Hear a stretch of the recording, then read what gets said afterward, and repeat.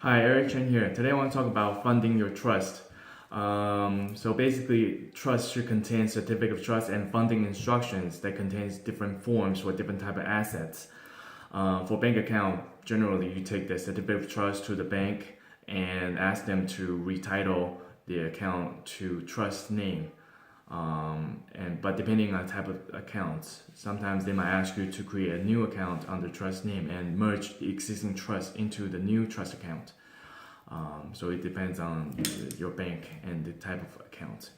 And for insurance and retirement accounts, you don't fund it into trust. What happens is you name your trust as contingent beneficiary while naming your spouse or somebody else as primary beneficiary.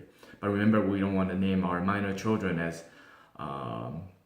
primary beneficiary because sometimes there's a lot of hassle involved when financial guardian is appointed to manage the assets for minor children until they reach 18.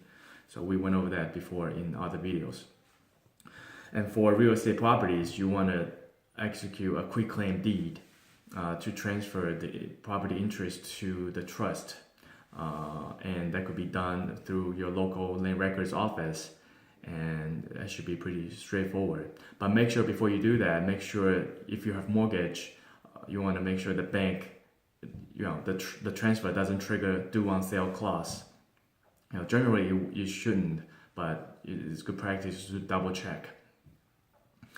And sometimes I get questioned about what happens if you acquire new properties, or you want to sell existing property that are in the trust. You don't need to amend the trust documents. All you have to do is, for newly acquired properties, you want to acquire under the trust name by titling under the trust name. And for existing properties, you want to sell it as as trustee of the trust instead of owners of the properties. So generally you don't need to create or amend the trust documents in order for that to happen.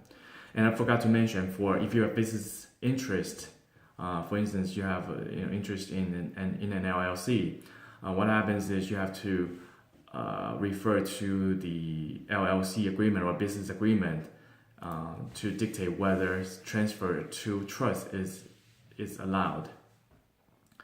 So sometimes business agreement wouldn't allow you to transfer those business interests into trust. So you want to double check on that as well. So if you have any questions regarding funding or transferring your asset into or out of the trust, feel free to send me a message, and then I'll try my best to answer your questions. Thank you for watching this video.